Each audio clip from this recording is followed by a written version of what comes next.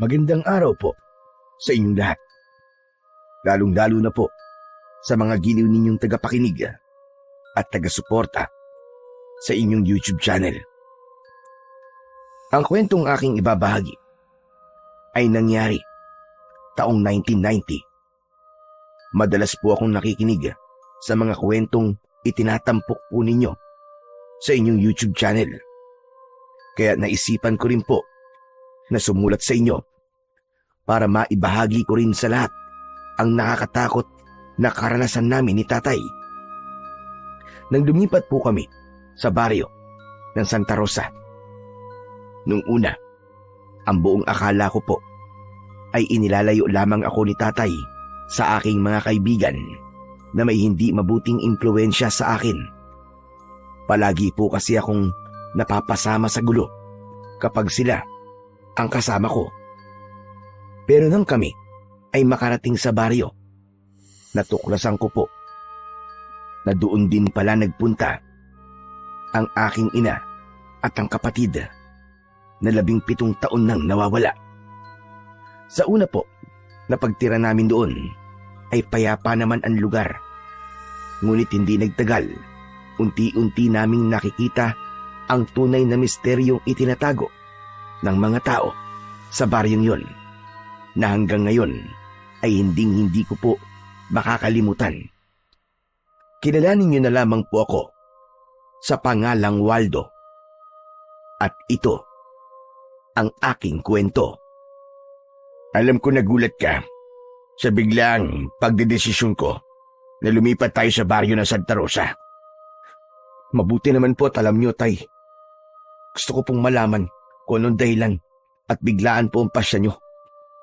Marami akong dahilan, anak. Inilalayo lamang kita sa mga kaibigan mo na hindi magandang impluwensya sa'yo. Palagi ka na lang napapasama sa gulo. Natutuwa ka ba ng ganon? Na tinatawag ka nilang berador?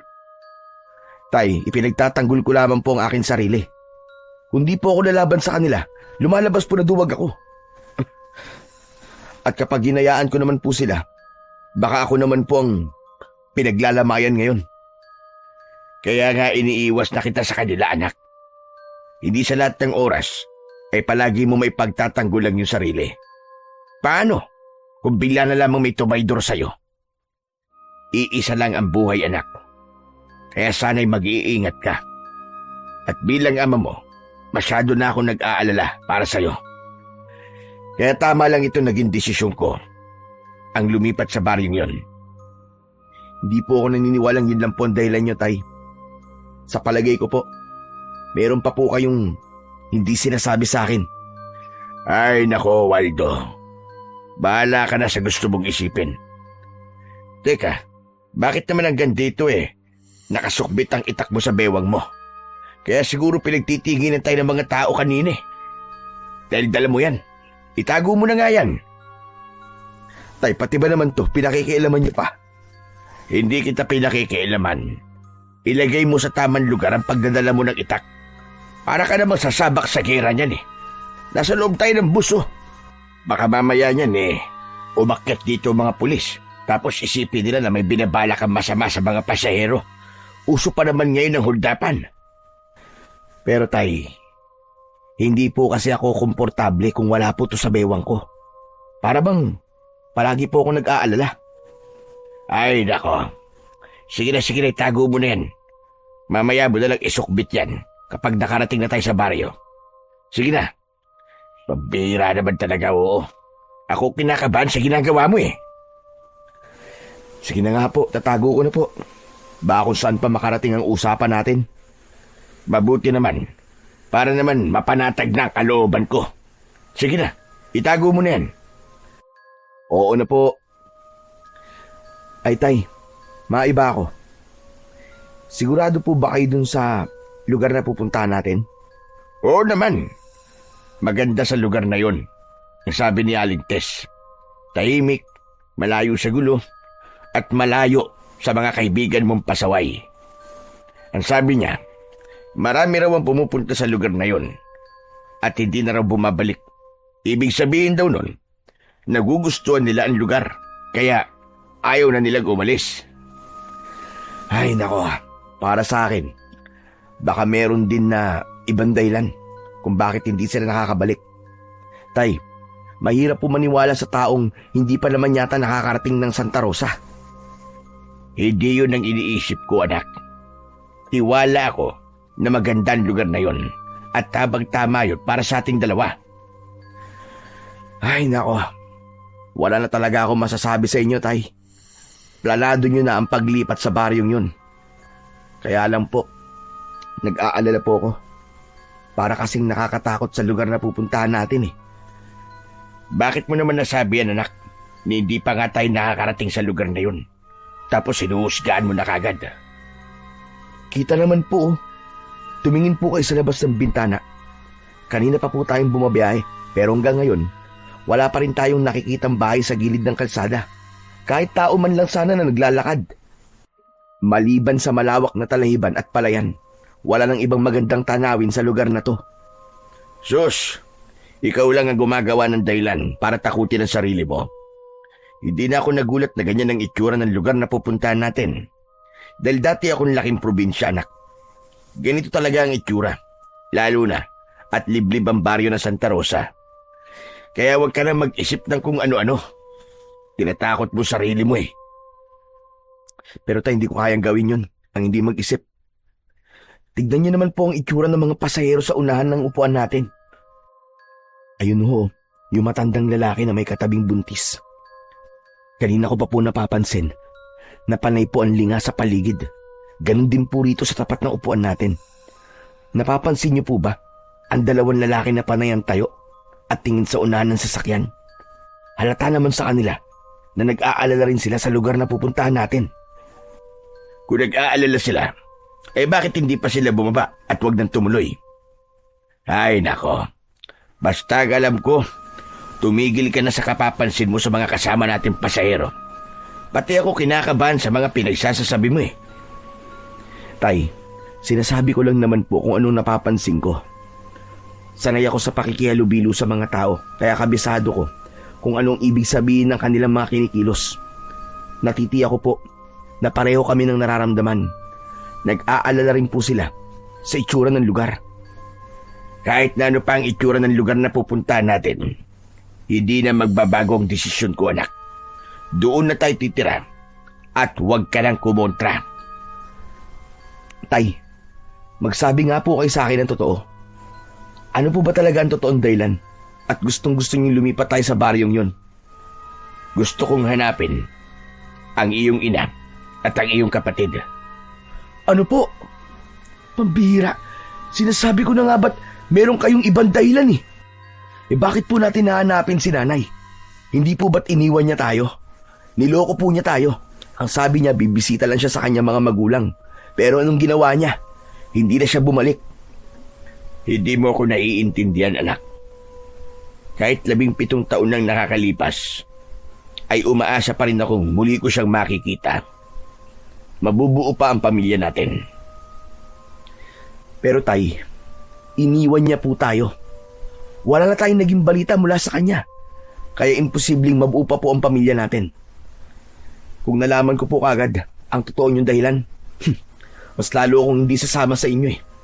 Hindi po ako makakapayag sa gusto niyong mangyari. Tay, bumalik na po tayo. Huwag na po nating hanapin si nanay. Tumahimik ka nga.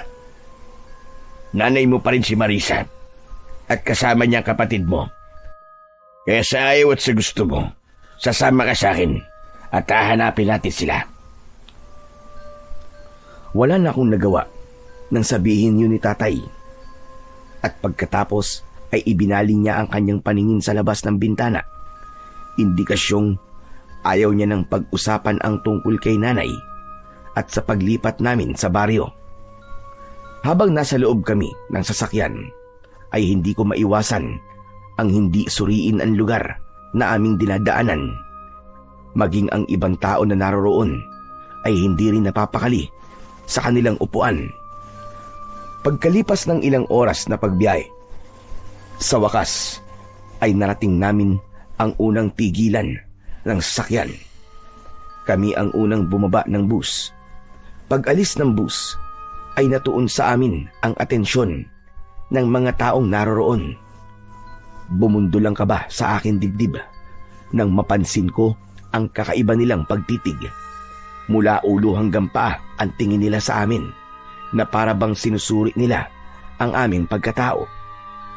Maya-maya pa ay napako ang atensyon namin sa isang matandang lalaki na panay ang sulyap sa aming mga dala. Nagtitinda siya ng mais sa gilid ng kalsada. Nagkatinginan kami ni tatay. Saka kami nagdesisyon na lapitan ito para magtanong. Pagkalapit namin sa matanda, ay si tatay na ang nakipag-usap dito. Tatang, mawalang galang na po sa inyo. Pwede po ba magtanong? Ito po ba ang baryo ng Santa Rosa? Tumango ang matandang lalaki bilang tugon sa tanong ni tatay. Saka nagpalinga-linga sa paligid. Pero hindi siya nagsasalita. Tuloy lang siya sa pagpaypay ng inihaw na mais. Kaya naman, inulit ni tatay ang pagtatanong. May alam po ba kayo na paupa ang bahay na maaari po naming matuluyang pansamantala? Kumunot ang noo ng matandang lalaki. Bumakas sa kanyang muka ang pag-aalala at pagtataka. Pero bigla siyang tumayo at itinuro ang direksyon sa makipot at mabatong kalsada na papasok sa kakahuyan. Marami pong salamat, tatang. Sige po, tutuloy na po kami. Halika na, anak. Nilingon ako ni tatay dahil hindi ako kumibo ng mga oras na yun. Gusto kong makita kung bakit parang kakaiba ang mga taong naroroon. Pakiramdam ko hindi na ako humihinga dahil sa labis na pag-aalala. Anak, tara na. Malayo pa na lakarin natin dahil sa tingin ko, itong lugar na to ang pinakabukana lang ng baryo ng Santa Rosa. Kaya naman, inayos ko ang aking dalang backpack. Pagkalayo namin sa mga tao, saka ko naman inilabas ang aking itak. Isinukso ko yun sa aking bewang at itinago sa ilalim ng aking damit. Pagkatapos nun, ay nagsimula na kaming maglakad ni tatay. Habang tinatahak namin ang daan, ay mas lalo akong nakaramdam ng pagkailang. Para bang may mga mata pa rin na nakatingin sa amin kahit wala naman akong nakikitang ibang tao sa lugar na yon. Tay, alam nyo, parang may mali sa baryong to. Hindi po ba kayo nag-aalala? Paano naman ako mag-aalala? Wala naman tayong ginagawang masama. Hindi tayong ibig ko pong sabihin. Ang lugar na to, tay. Para bang may mali. Tignan niyo po ang gilid ng kalsada. Malalalim ang bangin. Wala akong makitang mga bahay na nakatayo at masyado pong tahimik. Hindi po ba't parang nakapagtataka? Walang nakapagtataka sa ganun, anak. At isa pa, ito nga ang gusto ko eh. Malayo sa kaguluhan, tahimik ang paligid, at kahit papano, mapapanatag na ang loob ko na mailalayo na kita sa mga kaibigan mo. Pero tay, hindi po ako mapapanatag sa lugar na to. Huwag ka na nga mag-isip ng kung ano-ano, anak. Wala ka na rin naman magagawa eh. Nandito na tayo. Bilisan mo na lang ang paglalakad para makahanap na tayo ng bahay. Sa palagay niyo po ba, tay? Tama po ang daan na to. Nagsasabi po kaya ng tamang direksyon ng matandang lalaki kanina? Oo naman. Kaya nga sa matandang lalaki ako nagtanong eh, para hindi tayo lokohin sa direksyong ituturo niya sa atin. Nakaayan na oh. May nakasulat sa arko. Ito na nga ang baryo ng Santa Rosa. Dahil nakita ko rin ang nakasulat sa arko, hindi na ako nagtanong. Ipinagpatuloy na lamang namin ang paglalakad papasok sa lugar na yon.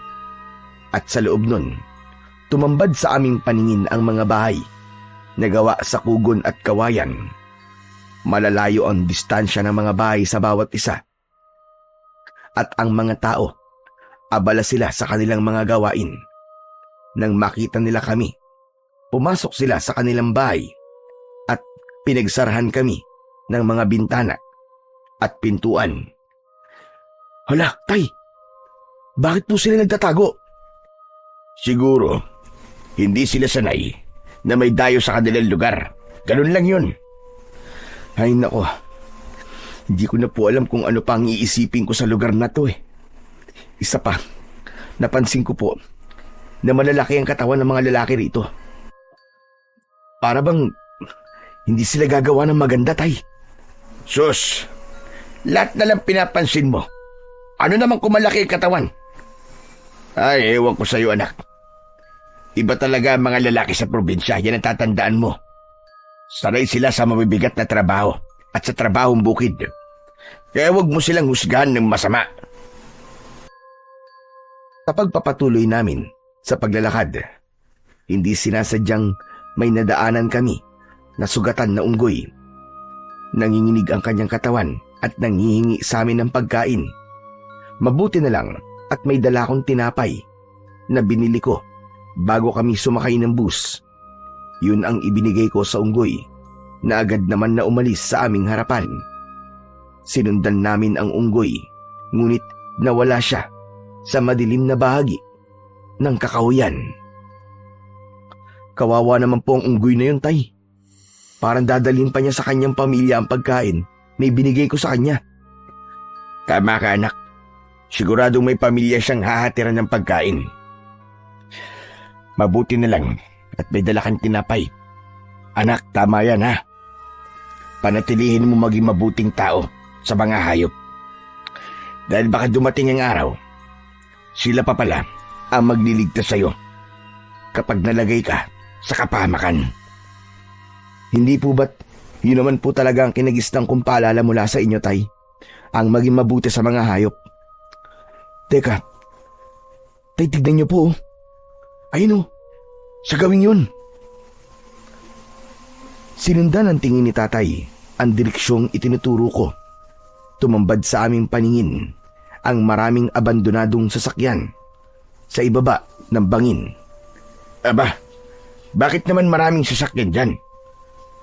Sayang naman, nakaimbak lang. Teka, sino kaya ang nagtapon ng mga sasakyan sa lugar na yan? Tay, lapitan po kaya natin para malaman po natin kung anong dahilan at itinapon ng mga sasakyan dyan. Mabuti pa nga, mukha kasing bago pa ang iba eh. Halika na.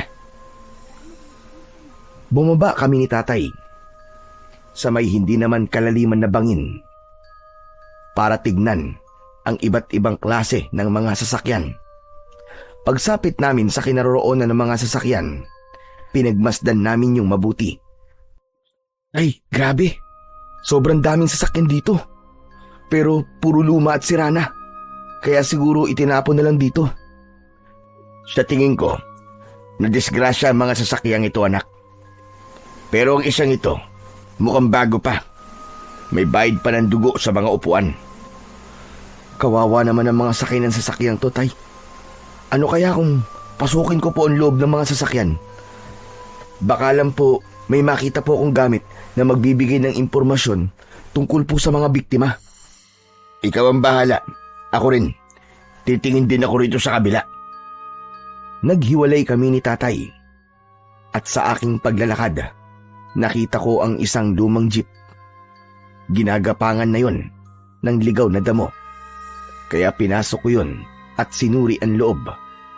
Akma na sanang hahakbang ako ng paa nang mapansin ko ang isang lumang pambatang medyas sa sahig. Kinuha ko yun at pinagmasdan dahil may burda yun na letrang A at isinilid ko yun sa aking bulsa. Bukod sa medyas ay wala na akong ibang nakita, kaya naisipan ko na rin na bumaba ng sasakyan. Maya-maya pa ay narinig ko ang boses ni tatay mula sa itaas. Anak, tara na. Wala namang kakaiba sa lugar na yan, maliban sa mga sasakyan. Kaya umalis na tayo. Baka abutan pa tayo ng dilim sa daan eh. Mahirap na. Sige po, tay. Susunod na po ako sa inyo. Muli kong sinulyapan ang lumang jeep bago ako umakyat sa itaas kung saan ay naghihintay na sa akin si tatay. Nang makalapit ako sa kinaroroonan niya, ay tahimik na kaming naglakad. Pagkalipas ng ilang minuto, ay nadaanan namin ang isang pangkat ng kalalakihan. Sa tingin ko ay mga tanod dahil sa kanilang uniforme at hawak na batuta. Napansin ko na pinagtutulungan nilang bugbugin ang isang binata. Nakita ko rin na pumutok na ang kanyang labi dahil sa tinamong suntok mula sa 5 tanod. Tay, kawawa naman po yung lalaking pinagtutulungan ng mga tanod oh. Hindi na po makatarungan ang ginagawa nila. Hindi na nga po lumalaban yung tao pero sinasaktan pa rin nila. Nako, masama na ang lagay ng lalaking yun, anak. Balak na yata nilang patayin ha. Tay, tulungan po natin siya. Bilisan niyo. Teka, sandali lang anak. Baka tayo naman na mapahamak. Isa pa, hindi natin alam kung anong totoong dahilan kung bakit siya binubugbog ng mga tanod. Hindi na po mahalaga yun, tay. Ang mahalaga, mailigtas po natin siya. Baka mapatay na siya ng mga lalaking yun At saka, hindi po dapat nila inilalagay sa kanilang mga kamay ang batas. Gaano mang kalaki ang kasalanan niya, wala pa rin po silang karapatan na saktan ang taong yun. Wag na anak, wag na tayong makialam sa kanila. Madadamay lang tayo dyan.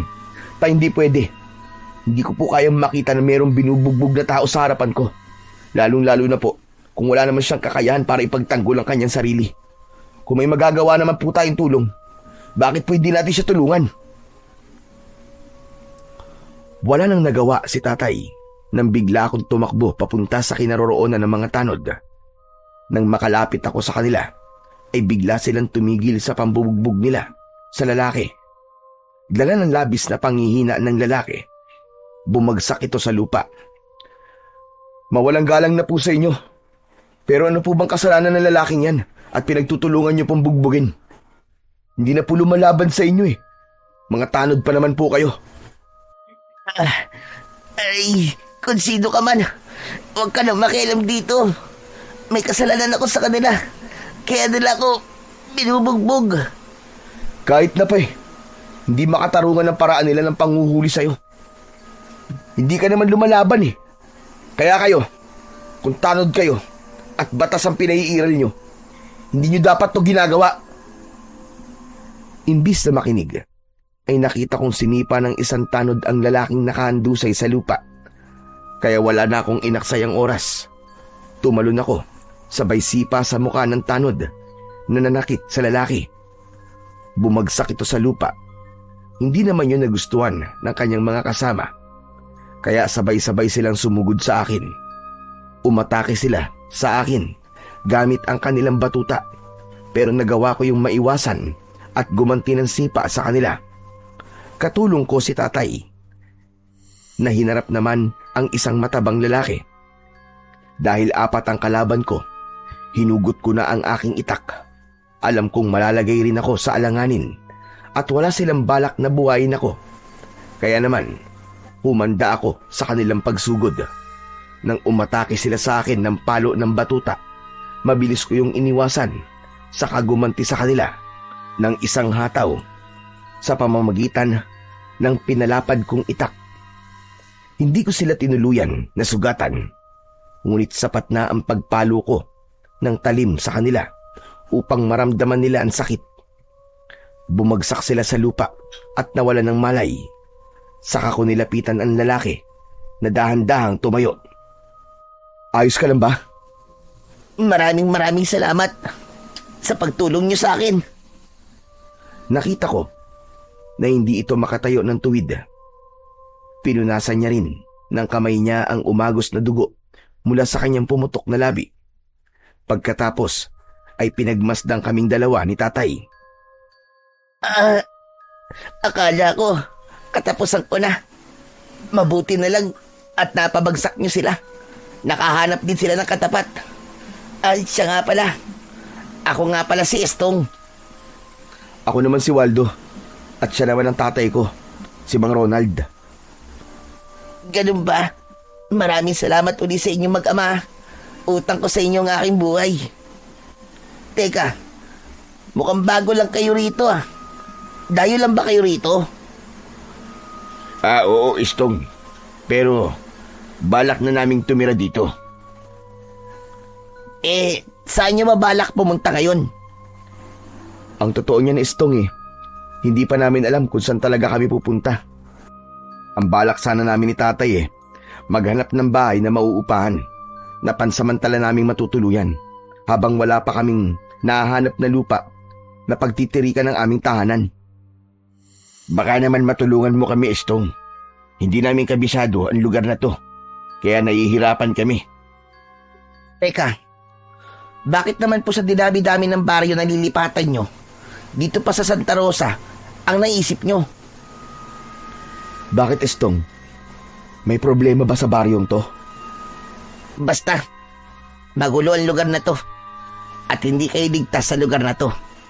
Hindi kayo dapat dito nagpunta. Hindi ko naiintindihan kung anong ibig mo sabihin, Estong. Pero nandito na kami. Kailangan na namin tumuloy. Ang mabuti pa kaya tulungan mo na lang kami maghanap ng bahay. Kayo po ang bahala, Mang Ronald. Basta, hindi po ako nagkulang ng pagpapaalala sa inyo ha. Pero dahil iniligtas niyo po ako, sasamahan ko po kayo.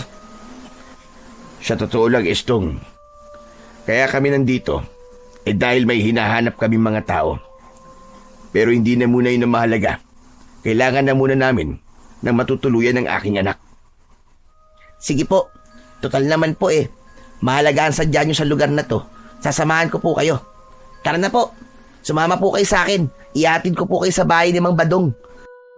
Po may-ari ng bahay na uupahan at siya rin po ang sekretaryo ng barangay. Sa kanya rin po kayo magpapalista ng pangalan nyo para sa ID kung dito nyo na po balak na tumira. Teka. Bakit kailangan pa naming kumuha ng ID? Yun po kasi ang patakaran sa baryong to. Para na rin po sa kaligtasan nyo. Hindi ko pinansin ang sinabing yun ni Estong. Sumama na kami sa kanya. Ipinagpatuloy namin ang paglalakad. Pagkalipas ng ilang minuto, narating namin ang lugar na sinasabi ni Estong.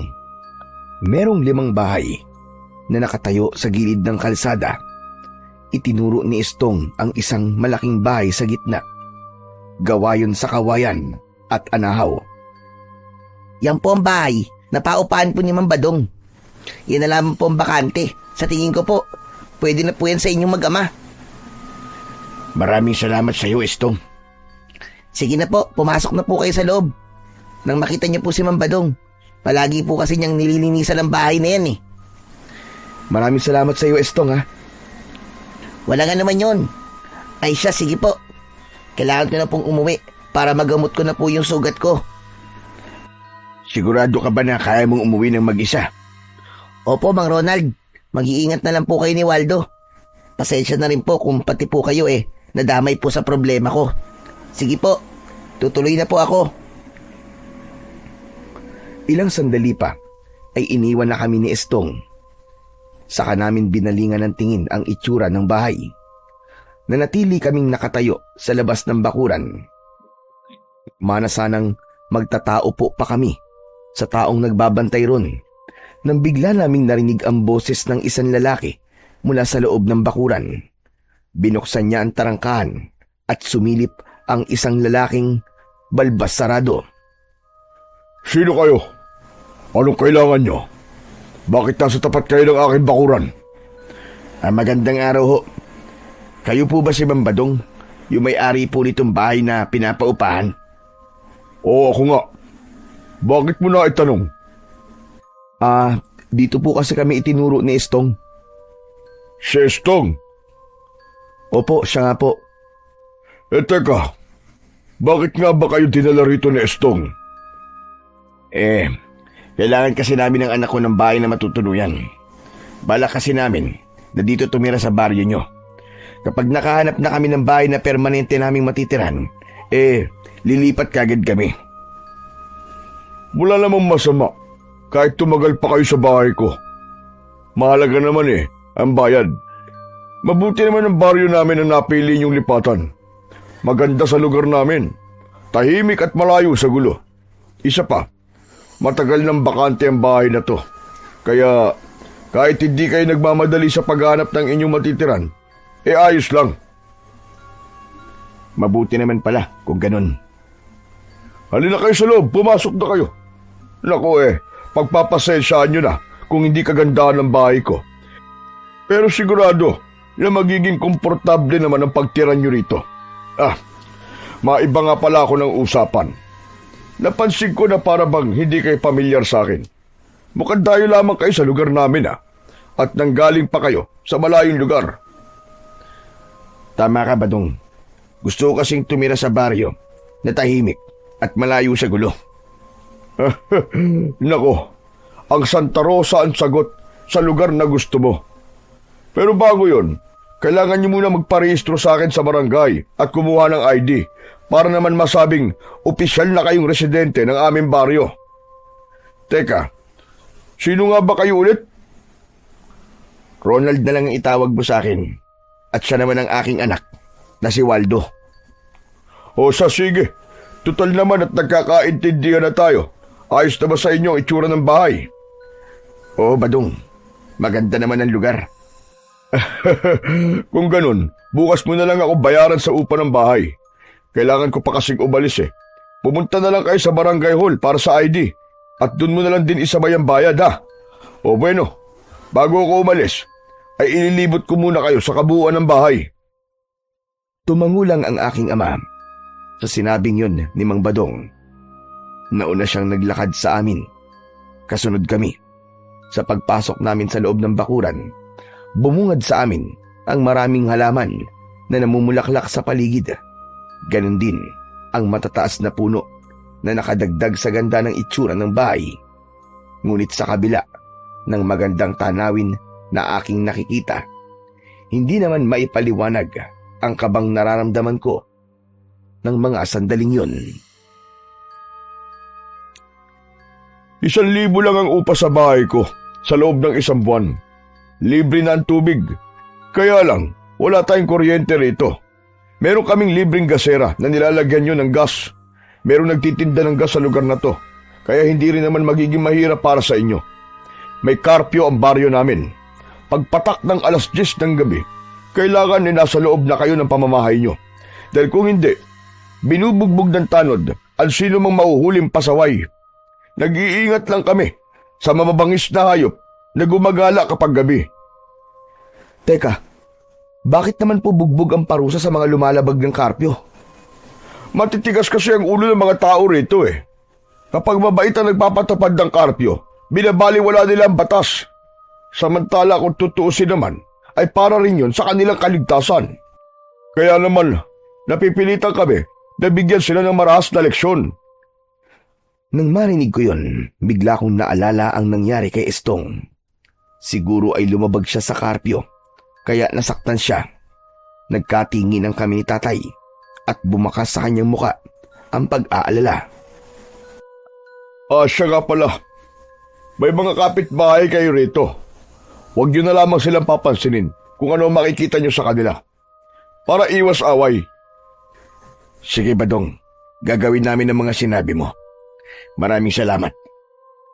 Kung ayos na sa inyo ang mga napag-usapan natin, maaari na kayong pumasok sa loob ng bahay at ibaba ang inyong mga gamit para naman makapagpahinga na kayo ng maayos. Basta kapag may problema kayo, huwag kayong mahiyang magsabi sa akin Malapit sa barangay hall ang bahay ko at hindi naman yun malayo rito. Basta mga biniling ko, iwasan yung lumabas ng bahay lalo na kung gabi na. Abay nagkalat kasi ang mababangis na unggoy sa paligid. Marami pong salamat, Mang Badong. Mag-iingat po kayo. Tumango si Mang Badong bilang tugon sa sinabi ko. Subalit, palihim siyang napasulyap sa aking mga dalang gamit. Maging ang aking bewang kung saan ay nakatago naman ang aking itak. Nang tuluyang makaalis si Mang Badong, pumasok kami sa loob ng bahay. Malinis ang bahay. Walang ibang gamit maliban sa gasera at kaldero. 2 ang silid at sakto yun sa aming 2 ni tatay. Nang maiayos namin ang aming mga gamit, ay nagpahinga kami sa loob ng aming kwarto. Pagsapit ng gabi, bigla kaming nakarinig ng huni sa labas ng aming bahay, kaya hindi ako nakatiis. Bumangon ako at pumasok sa loob ng kwarto ni tatay. Nadatnan ko na nakaupo siya sa gilid ng katre. Ay, naririnig niyo rin po ba ang huni ng hayop sa labas? Oo naman, kanina pa. Parang baboy na gumagala. sa loob ng bakuran natin. Tay, tignan po natin. Parang sinisira po niya ang mga tanim eh. Lumabas kami ng bahay para tignan kung baboy nga ba ang aming naririnig. Nanlaki ang aming mga mata nang tumambad sa aming paningin ang halos kasing laki ng tao na baboy ramo. Mataba yun at abala sa pagdudukal ng lupa gamit ang ungos. Panay din ang kanyang huni at napapansin ko, para bang ordinaryong eksena lang yun sa mga taong nakatira sa lugar na yon, dahil nakita ko silang pinapanood ang ginagawa ng baboy ramo. Pero agad din silang pumasok sa loob ng kanilang bahay. Mukhang sanay na ang mga tao sa baboy ramo na yan, ha? Wala naman po nabanggit si Mang Badong tungkol po sa baboy ramo, Tay. Wala namang kakaiba sa hayop na yan, anak. Kaya siguro, hindi niya na binanggit. Baka mamaya lang umalis na rin yan dyan. Kung sa bagay naman po, mukhang mabait naman po ang baboy ramo at sanay sa mga tao. Hala, sige na, pumasok na tayo sa loob ng bahay at matulog. Gusto ko na magpahinga. Pumasok kami sa loob ng bahay at hinayaan ng baboy ramo sa labas. Nagtungo kami sa aming mga kwarto. Pagkatapos ay nahiga at agad din na nakatulog. Kinabukasan ay maagang nagising si tatay. Ginising niya ako dahil kailangan naming kumuha ng ID sa barangay. Mabilis naman akong bumangon sa katre, naligo at nagpalit na rin ng damit. Nilakad lang namin ang kalsada papunta sa kinaroroonan ng barangay hall. Habang tinatahak namin ang daan, ay natanaw namin sa unahan ang mga taong nagkakagulo sa nakatigil na sasakyan. Napakunot ang aking noo dahil pamilyar sa akin ang bus. Nagmamadali kaming lumapit ni tatay at tumambad sa aming paningin ang maraming patay. Tay, hindi po ba't ito yung sinakyan nating bus kahapon? Hala, Diyos ko po. Ito nga yun, anak. Abay, ano kaya nangyari sa kanila? Mabagin langit. Lahat sila ay pinatay. Tay, brutal po silang pinatay. Sobra naman po sinapit nila. Tama ka, anak. Wakwak ang kanilang tiyan at nawawalang kanilang mga mata at putol pa ang kanilang mga kamay. Parang nilapa ng mabangis na hayop. Bigla akong kinalibutan, anak, ha. Muntik na tayo ron. Tama po kayo, Tay. Mabuti na lang at nauna tayong bumaba sa kanila. Kung nagkataon, kasama po tayo sa mga bangkay na yan. Pero ang tanong, sino kaya ang pumatay sa kanila? Sinasabi ko na nga ba't kakaibang lugar na to, Tay? Dahil sa mga nangyari, mas lalo po akong hindi mapalagay ngayon. Parang ang hirap paniwalaan ng mga nangyari sa kanila, anak. Baka sa kanilang mukha ang takot. Sa dila lang na pumatay sa kanila. Para silang nakakita ng isang mabangis na halimaw. Hindi halimaw ang pumatay sa mga yan. Isang mabangis na unggoy ang pumatay sa kanila. Palagi siyang gumagala sa gabi. Napatingin kami sa pinagmumulan ng boses. Nakita namin na nakatayo si Mang Badong sa aming likuran. Nakatingin din siya sa mga patay na tao na isa-isang ibinababa sa sasakyan. Mang Badong, paano po nangyari to? Sila po kasi yung mga nakasama namin sa biyahe kahapon. Ah, sila ba? Naku, maswerte kayo. Nakaligtas kayo sa tiyak na kamatayan. Teka, akala ko ba sabi mo kahapon tahimik ang baryo nyo? Bakit may ganito? Yan nga ang isa sa mga dahilan ng kinatatakutan namin. Masasabi ko magandang ang aming baryo, pero palagi naman kaming ginagambala ng misteryosong pangyayari na kagaya ngayon. Ang ibig mong sabihin hindi lang ngayon nangyari to? Tama ka. Matagal lang sakit ng ulo namin lahat ang nangyayaring ito sa mga bus na pumapasok sa baryo namin. Kung meron kayo napansin at tambakan ng mga sasakyan sa gilid ng bangin, ay ganito rin ang nangyari sa mga sakay noon. Ano po bang klaseng unggoy ang sinasabi niyong pumatay sa kanila? Bakit hanggang ngayon po wala pa rin ginagawa ang kawani ng gobyerno ukol rito? Dahil hanggang ngayon ay wala pa rin naglalakas ng loob na hanapin ang unggoy na pumapatay. Teka, Badong, paano naman kayo nakakasigurong unggoy nga ang pumatay sa mga yan? Yun ang balita. At sabi, ginutom raw ang unggoy ng kanyang amo. Kaya naghanap ng pagkain. Nang makatikim siya ng karne ng tao, hinahanap-hanap na niya ito at patuloy siyang umaatake sa mga tao. Ang ipinagtataka lang namin, ang inaatake lang niya ay ang mga taong nasa loob ng sasakyan. Lalo na kapag dayulan dito. Lahat ng mga sasakyan pumapasok sa baryo namin. Yun ang kanyang pinupuntirya. Ano po ang aksyon ni Kapitan? Ayun, kagaya ng ginagawa ng ibang kapitan, nagpapatupad ng karpyo. Kaya lang, nangyayari pa rin ito dahil sa mga sasakyan pumapasok sa lugar na ito. Mabuti na lang talaga at nakababa kayo bago sila inatake ng unggoy. Nakakatakot po pala ang lugar nyo. Hindi naman. Sanay na kami. Isa pa, hindi ka dapat matakot sa mga ganong klaseng nilalang. Sa tingin ko naman kaya mo ring ipagtanggol ang sarili mo. Teka, saan ba kayo pupuntang mag-ama? Hindi po ba't nabanggit nyo na kailangan po namin kumuha ng ID? Ibibigay din po ni tatay sa inyo ang bayad sa upa. Ganun ba? Sige. Ang mabuti pa sumabay na kayo sa akin. Sumama kami ni tatay kay Mambadong. Papunta sa barangay hall.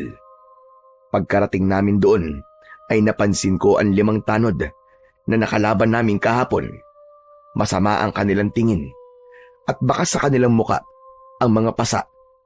Pinakiramdaman namin kung uungkatin nila ang nangyari, ngunit umalis sila at hindi kami pinakialaman. Maya-maya pa ay iniabot ni tatay ang bayad kay Mambadong, kasabay ng pagproseso ng aming ID. Pagkatapos ay lumabas kami ng barangay hall at tahimik na umuwi sa aming bahay. Pagsapit ng gabi ay hindi ako dalawin ng antok. Gumugulo pa rin sa aking isip ang trahedyang nakita ko kanina. Kaya naman, pumunta ako sa kwarto ni tatay. Nadatnan ko siya na naghahasa ng kanyang itak. Bigla siyang tumigil nang lumapit ako at nagtataka na napatingin sa akin. Tay, bakit hindi pa po kayo natutulog? Gumugulo kasi sa isip ko ang nangyari sa mga kasama natin sa bus. Paano kung ganun din ang nangyari kay Marisa at sa iyong kapatid? Paano kung yun ang dahilan kung bakit hindi na sila nakabalik sa atin? Bumundol ang kaba sa aking dibdib nang marinig ko ang sinabing yun ni tatay. Pagkatapos tumayo siya at lumapit sa akin. Bumakas ang pag-aalala sa kanyang muka. Anak, ano sa palagay mo ang totoong nangyari sa mga kasama natin? Hindi po ako sigurado, tay. Hindi po ako naniniwalang unggoy po ang pumatay sa kanila. Ano po kaya kung ngayong gabi magmatsyag po tayo sa paligid, katulad po ng ginagawa natin doon sa baryo natin? Sigurado ka ba sa plano mo, anak? Opo, tay. Ito lang po naiisip kong paraan para malaman natin kung ano ang katotohanan. Kahit hindi ko po kilala mga kasama natin sa sasakyan, nalulungkot pa rin po ako sa mga nangyari sa kanila. Gusto ko pong malaman kung ano po talaga ang totoong sinapit nila. Bibigyan ko po sila ng hustisya. Pero anak, hindi na natin problema yun. Baka mamaya tayo naman ang mapahamak sa gagawin natin. Pero tay, hindi rin naman po ako matatahimik kung mananatili tayong buhay at ang mga kasama natin ay pinatay lahat. Paano naman po yung mga pamilya nila na nag-aalala sa kanila? Isa pa, tay, paano po kung ganun din nga nangyari kay nanay at sa kapatid ko? Parang gusto ko po magsisi sa mga sinabi ko kahapon tungkol kay nanay. Bigla po ako natakot, tay. Paano po kung kasama sila sa mga naging biktima ng mabangista nila lang na yun? Diyos ko, sana naman ay hindi, anak. Sana ay hindi sila napahamak. Para akong binuhusan ng malamig na tubig sa labis na pag-aalala para sa aking ina at kapatid. Nang mga sandaling yon ay para bang bigla kong nawalan ng pag-asa na buhay pa sila. Dahil doon, mas lalo kong inasam na mahanap ang nilalang na pumatay na mga pasahero sa bus. Ang mabuti pa, anak, Gawin na natin kung ano naiisip mong plano. Hala, sige na. Ihanda mo na ang mga dadali natin. Magmamatsyag tayo sa paligid. Pero kapag wala tayong nakita, uuwi rin tayo kagad. Para hindi tayo mahuli nang nagpapatupad sa karpyo. Opo, Tay. Mag-iingat na lamang po tayo para hindi nila malaman ang lihim nating pagmamatsyag. Mabilis kaming naghanda. Nagsuot kami ng sombrero upang wala kagad makakilala sa amin kung sakaling may makakakita sa amin. Isinukbit din namin ang aming itak sa bewang. Hindi kami nagdala ng gasera dahil maliwanag naman ang sikat ng buwan. Maingat kaming lumabas ng bahay at tinaak ang kalsada papunta sa kinaroroonan ng sasakyan. Pagdating namin doon, wala ng tao. Tay, may naisip ako. Ang mabuti po, magpanggap po tayong pasahero. Malay niyo po, biglang bumalik ang nilalang na umatake sa kanila. Ang ibig mo sabihin ipapain natin ang sarili natin, ganun ba? Opo, Tay, ganun na nga. Baka gumana po naiisip kong plano. Sumang-ayon sa akin si Tatay. Umakyat kami sa bus at naupo sa unahan ng sasakyan upang madali kaming makita. Pagkatapos ay nakiramdam kami sa paligid. Anak, sigurado ka ba? Nagagana ang plano mong ito. Baka may makakita pa sa atin dito. Isipin nila na tayo ang pumatay sa mga pasahero sa bus. Tay, magtiwala po kayo sa akin. Dati ko na po itong ginagawa kapag may gusto po akong hulihin.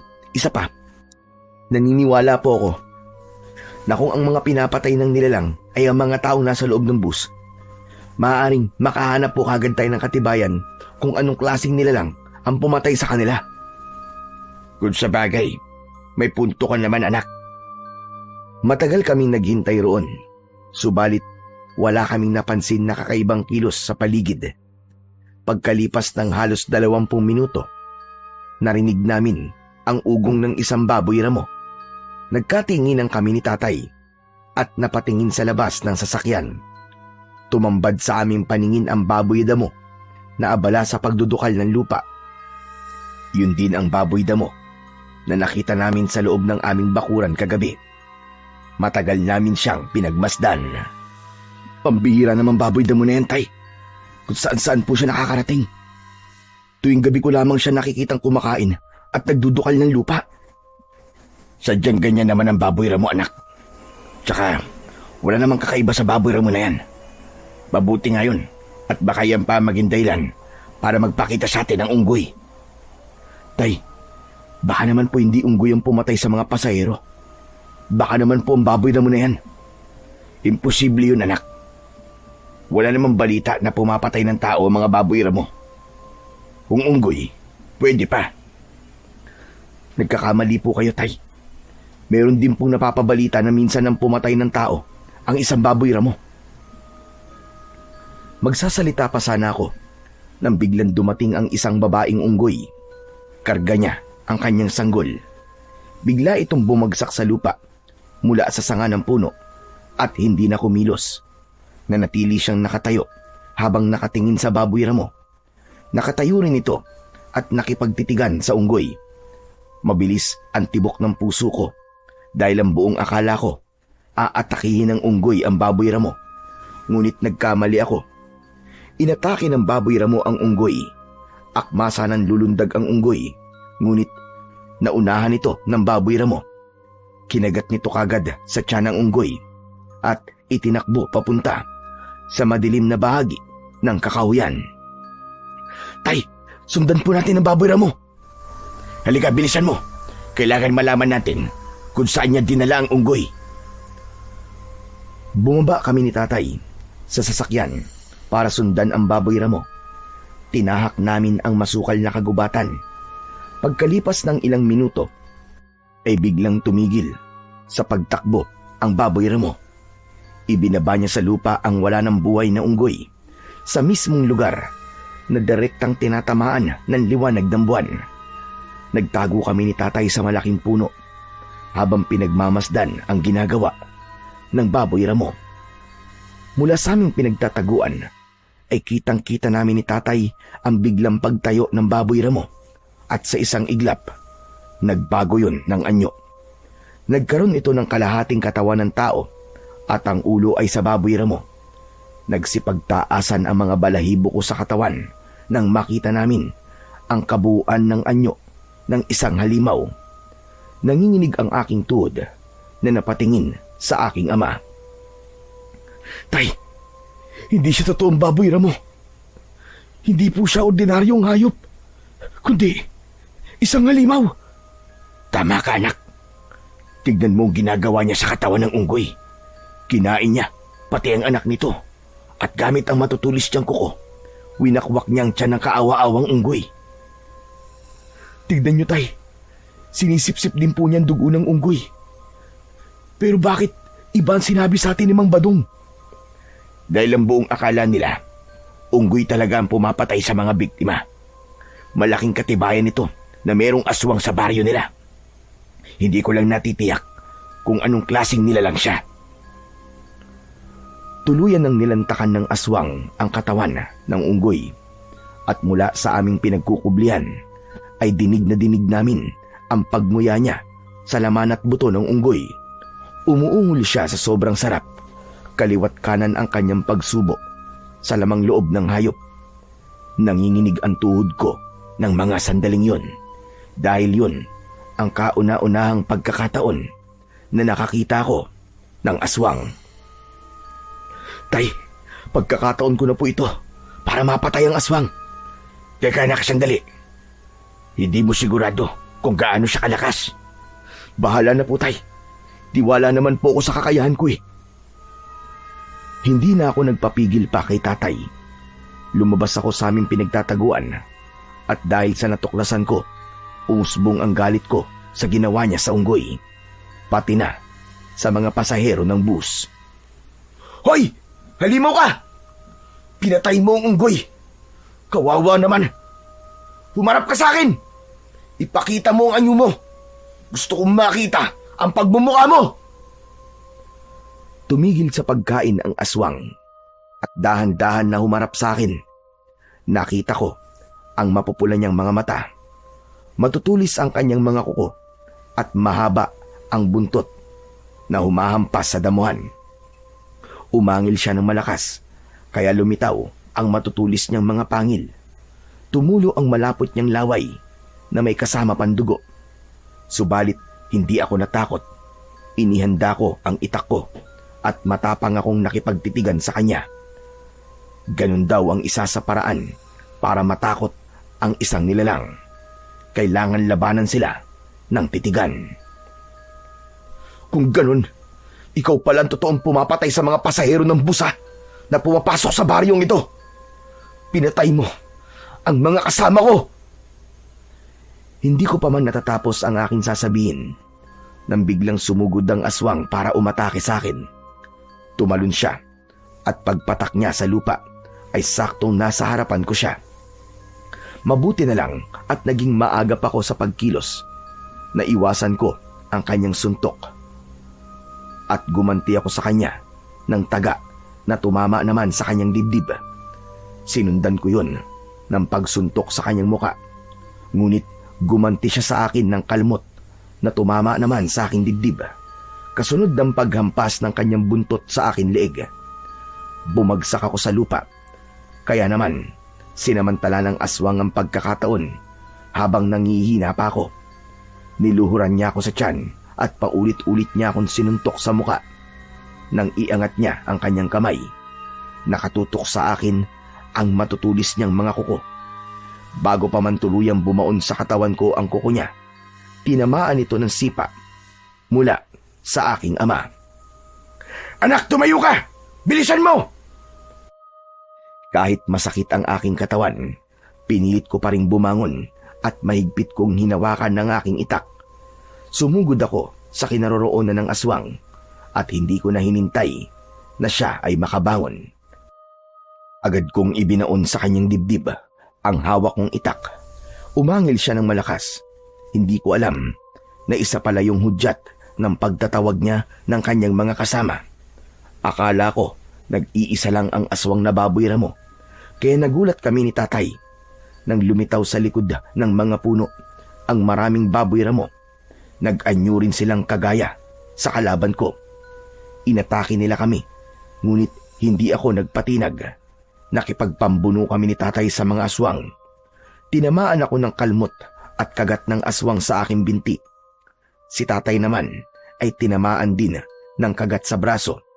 Napasigaw siya sa labis na sakit. Kaya lumapit ako sa kanya at tinaga ang aswang hanggang sa bumagsak ito sa lupa. Ay, umalis na kayo! Ako na pong bahala rito! Hindi anak, lalabanan natin sila. Pero tay, parami po sila ng parami! Hindi nakinig sa akin si tatay. Tuloy lang siya sa pakikipaglaban sa mga aswang. Kaya naman, kahit nararamdaman ko ang panghihina, ay nakipaglaban pa rin ako sa mga aswang. Akala ko, katapusan na namin ng mga sandaling yun. Pero may biglang dumating. Si Estong, iniligtas niya kami. May dala siyang umuusok na bunot ng nyug, saka inihagis sa mga aswang. Nang kumalat ang makapal na usok sa paligid, nagsipulasan ang mga aswang. Umatras sila at lumayo. Kumalat ang amoy ng insenso sa paligid, kasunod ng pagsaboy ni Estong ng mga asin sa mga aswang, hanggang sa tuluyang mawala sila sa madilim na kakahuyan. Diyos ko! Waldo! Mang Ronald! Anong ginagawa niyo rito? Mabuti na lang po at narinig ko kayo. Teka, may mga sugat po kayo sa katawan na. Sinasabi ko na nga ba't kayo naririnig ko sumisigaw eh. Waldo, ano? Kaya mo bang maglakad? Oo, kakayanin ko, Estong.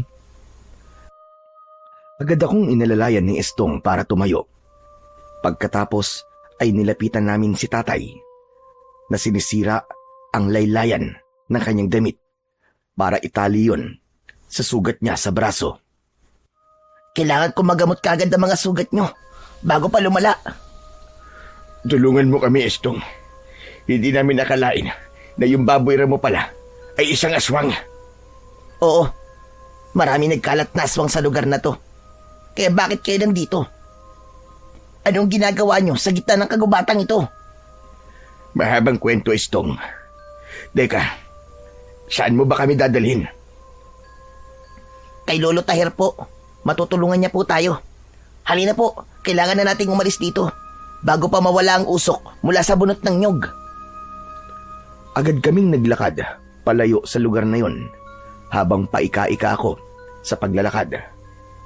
Ramdam na ramdam ko ang sakit mula sa kalmot at kagat ng aswang sa aking katawan. Pagkalipas ng ilang minutong paglalakad, narating namin ang lumang bahay sa gitna ng kakahuyan. Umuusok pa ang kalanon at bukas ang gasera sa loob ng kubo. Teka, kaninong bahay ito, Estong? Ito ang bahay namin ni Lolo Tahir. Manggagamot siya, kaya matutulungan niya tayo. Halina kayo sa loob. Baka masundan tayo ng mga aswang eh.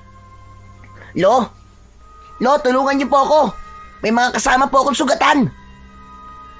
Mula sa loob ng bahay ay narinig namin ang yabag ng paa papalapit sa pintuan. Bumukas yun at sumilip ang isang matandang lalaki. Agad itong nagulat nang makita kami. Aba, Diyos ko po, sino mga taong yan? Bakit sila duguan? Saka na po ako magpapaliwanag, Lolo. Kailangan po muna niyong gamutin ang sugat nila. Inatake po sila ng aswang. Hala, sige, pumasok kayo sa loob. Bilisan nyo. Pagpasok namin sa loob ng bahay, ay agad na isinarado ng matanda ang pintuan at mga bintana. Nagsindi rin siya ng ilaw sa loob ng kusina at nagpabaga ng apoy sa kalan. Pagbalik ay may dala na itong umuusok na bunot ng nyog. Titig na titig sa akin si Lolo Tahir. Pagkatapos ay tumingin sa kanyang apo. Ano bang nangyari sa kanila, Estong? Teka, sila ba yung sinasabi mong dayo sa baryo natin na tumulong sa'yo? Opo, sila nga po yun. Kailangan po nila ng tulong nyo, Lo. Abay sige, maluwag sa dibdib ko na tulungan sila. Salamat po, Lo. Mabuti na lang po. At napadaan ako sa lugar na yun. Mabuti na lang talaga dahil kung hindi, baka pinagtulungan na silang lapahin ng mga aswang. Bakit ba kayo nagpunta sa gubat ng ganitong oras? Hindi nyo ba alam na delikado ang lugar na ito? Hindi po namin akalain na may aswang po sa baryo nyo eh. Bakit nga kayo nasa gubat? Ano bang ginawa nyo ron? Kasi po, yung kasamahan namin doon po sa bus, natagpuan po namin kanina na patay at wala na pong natira sa kanila. Sinabi po ni Ma'am Badong na mabangis daw po na unggoy ang gumawa nun sa kanila. Pero hindi po ako naniwala eh. Kaya inaya ko po si tatay na magmatsyag sa lugar na yon. Hindi naman po namin nakalain na yung baboy ramo pala ay isa pong aswang. Isang pagkakamali ang ginawa nyo. Hindi nyo dapat ginawa yun. Paano kung nakilala kayo ng mga aswang? Kung nagkataon na nakilala nila kayo, hindi nila kayo tatantanan at susundan nila kayo hanggang sa inyong tirahan. Pero, hindi naman po namin alam na may aswang po sa lugar nyo, Tatay Tahir. Ngayong alam nyo na kung anong klaseng lugar ang baryong ito. Kaya nga nagtataka ko kung bakit dito kayo lumipat sa baryo ng Santa Rosa. Hindi nyo ba alam na kakaibang lugar na ito? Marami ang nawawalang tao sa lugar na ito.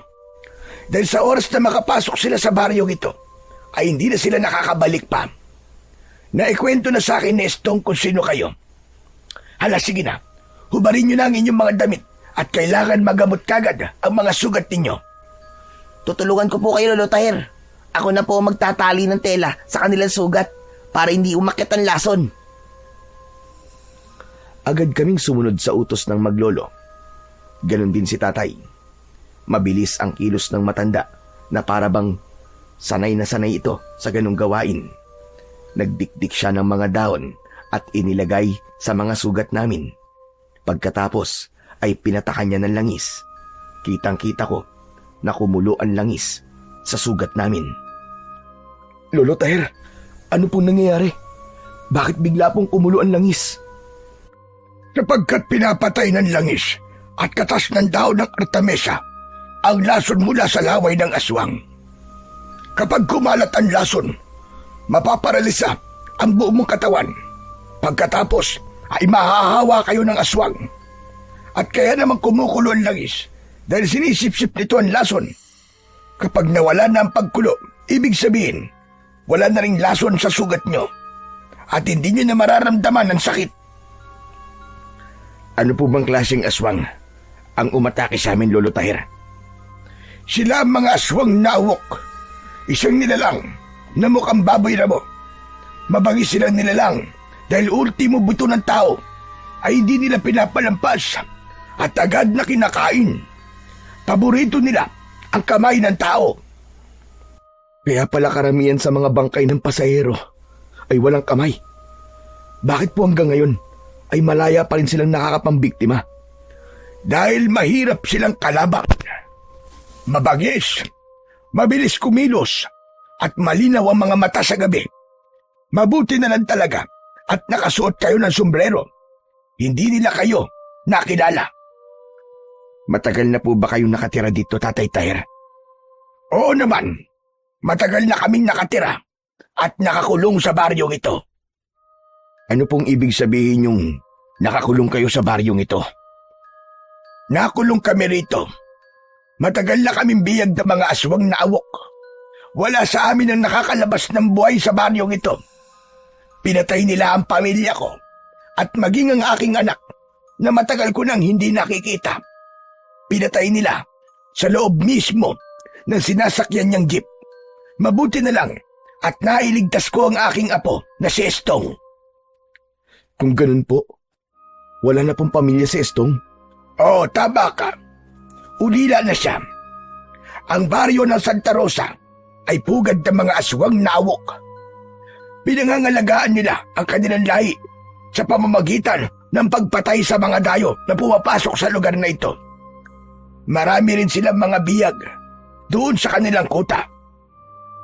Diyos ko, kung ganun, patay na po ang lahat ng mga taong pumasok sa baryong ito.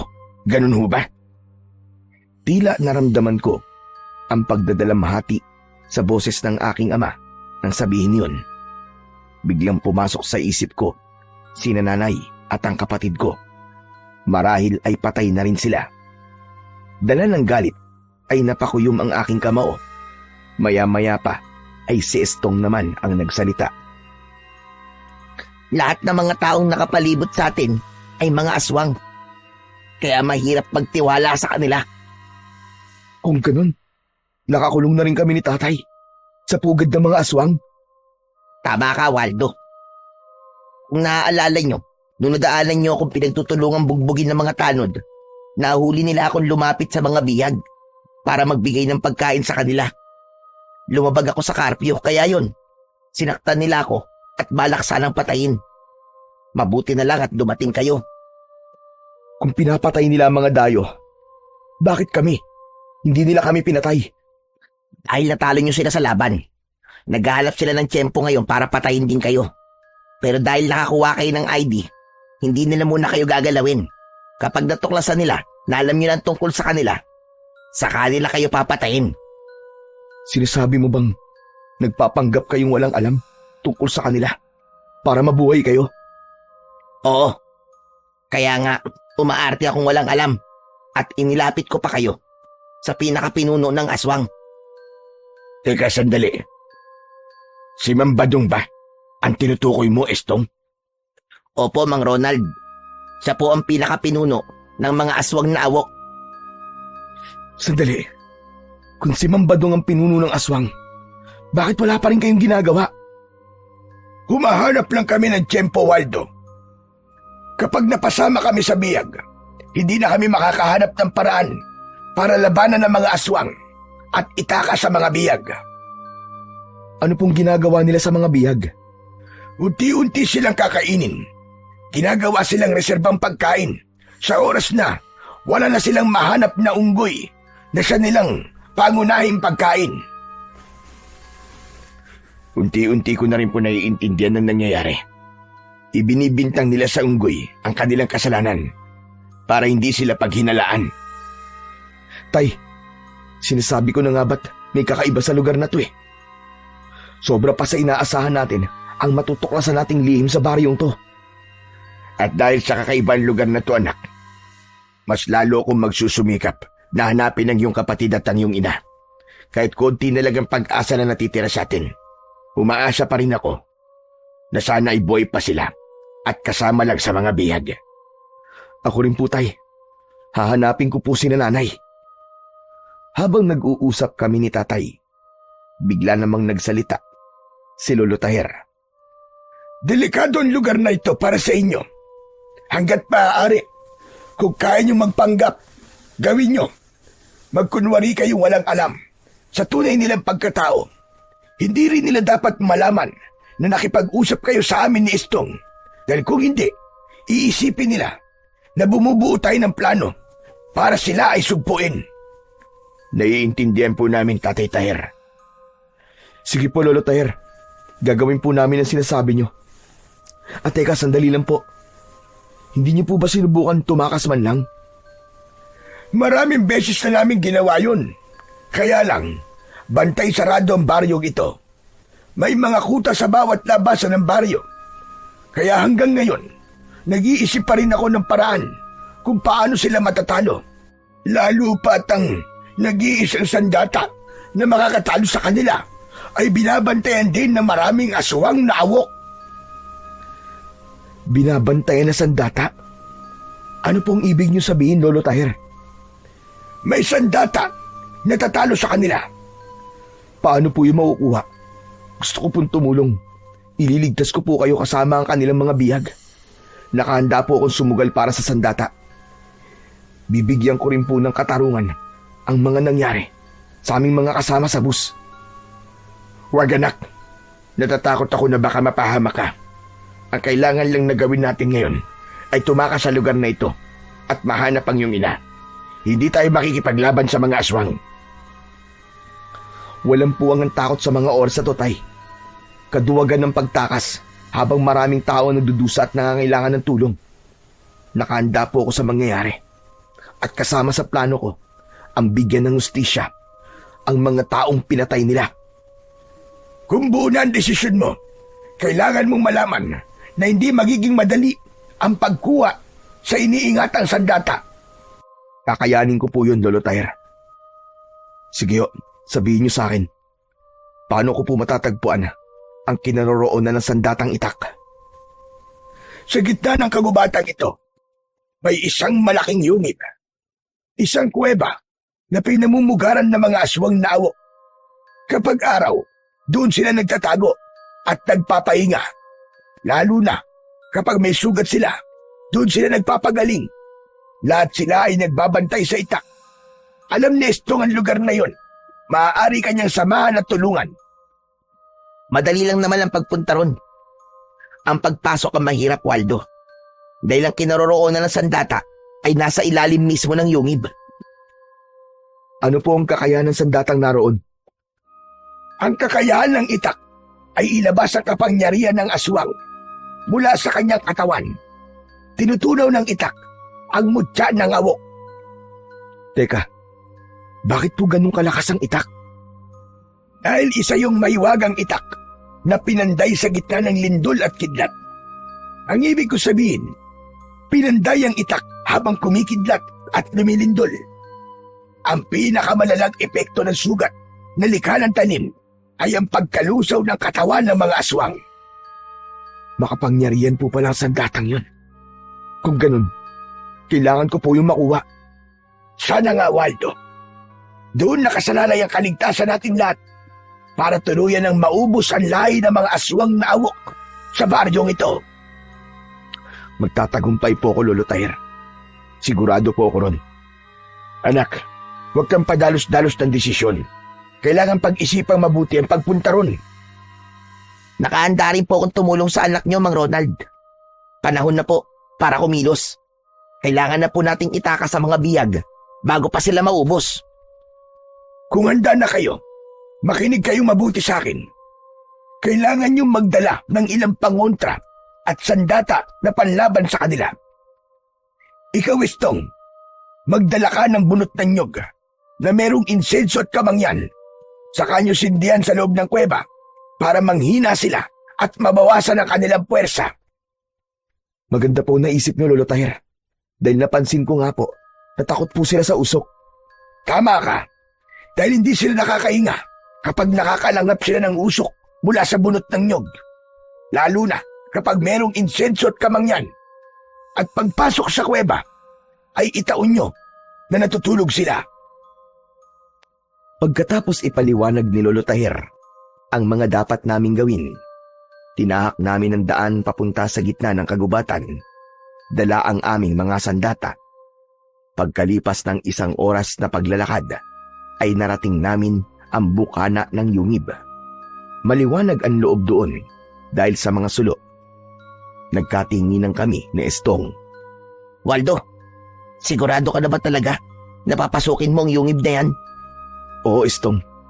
Kung kinakailangan isugal ko ang aking buhay, gagawin ko. Ngayon, tatanungin din kita. Handa ka na ba? Oo, handa na rin ako, Waldo. Tara na, ito na ang tamang pagkakataon natin. Maingat kaming pumasok sa loob ng yungib. Nakita namin na natutulog ang mga aswang. Dahan-dahan kami sa pagakbang. Ang mga nakahigang aswang ay maingat naming nilampasan habang pigil ang hininga. Bigla akong tumigil sa paglalakad nang maramdaman ko ang paghawak ng aswang sa aking paa. Habang nakapikit ito, maingat ko yung inalis, saka mabilis na humakbang. Pagdating namin sa dulo, nakita ko ang isang kakaibang uri ng itak. Nasa pagitan nito ng 2 malaking bato. Sige, Waldo, lapitan mo na. Daan-daan ka lang. Nilapitan ko ang itak.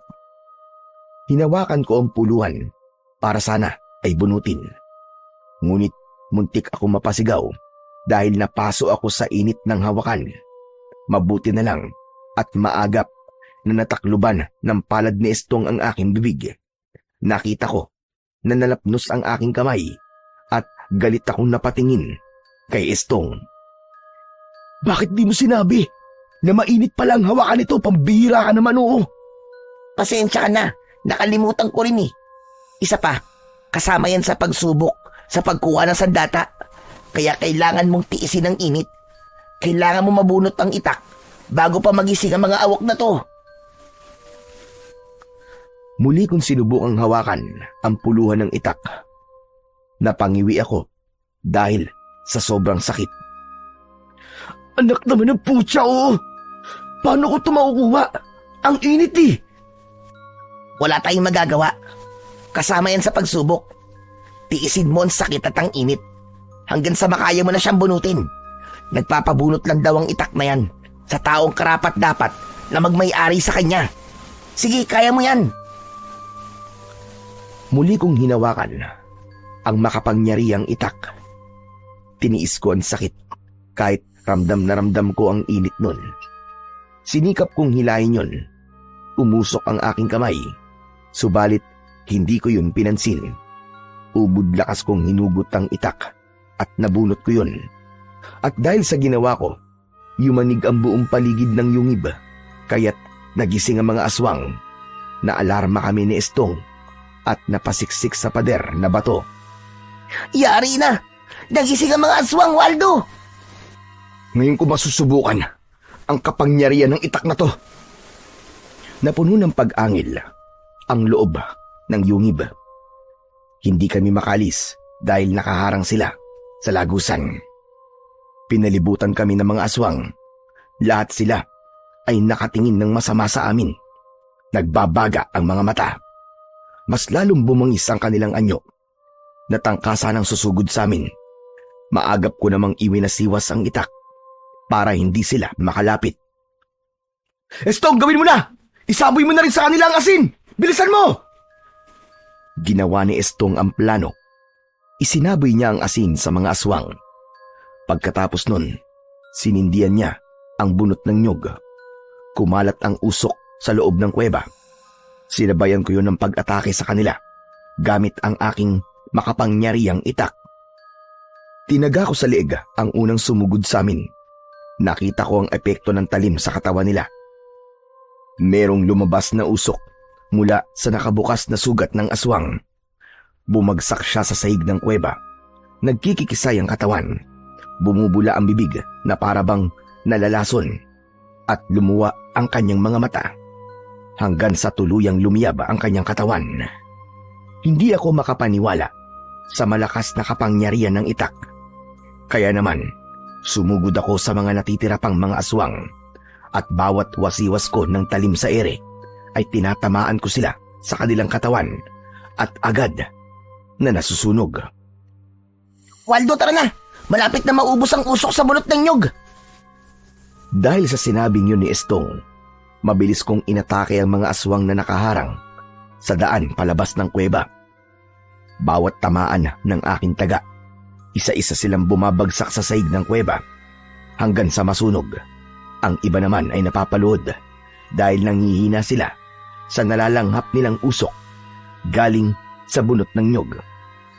Sinamantala namin ang pagkakataon para lumabas ng kuweba. Hindi ko napansin na merong nag-iisang aswang na humabol sa amin.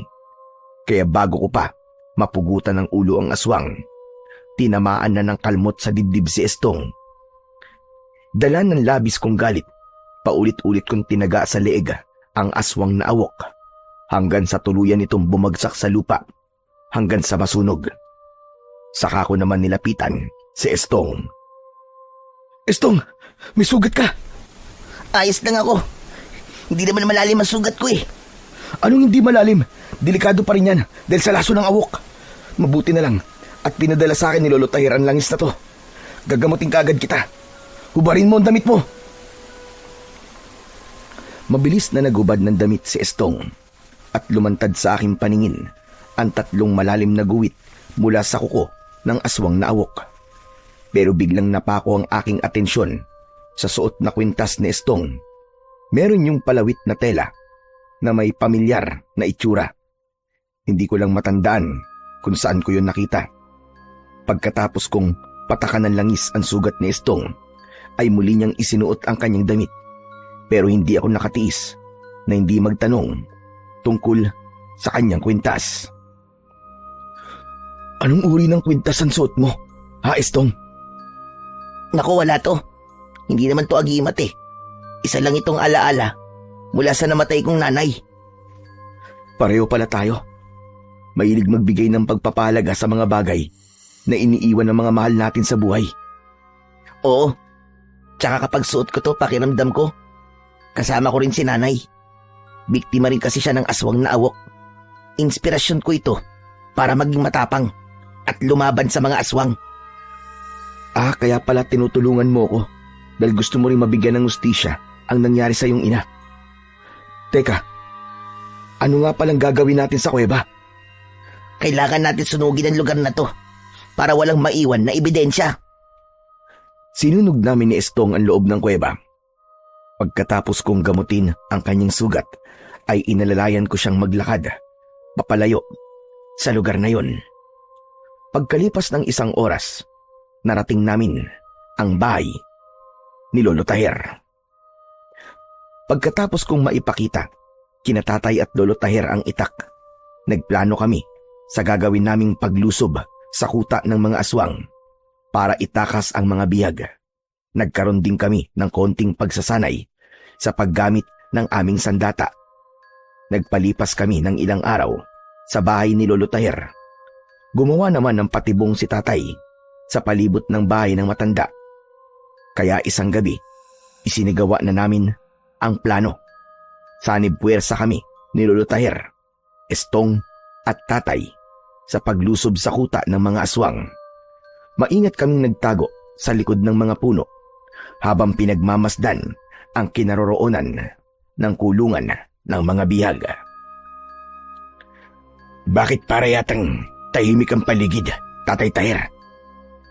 Madalas ay ganyan na nangyayari dahil abala sila sa normal nilang pamumuhay.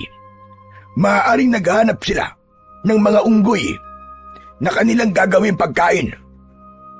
Nakapagtataka naman po yata na wala silang iniwan na bantay sa mga bihag.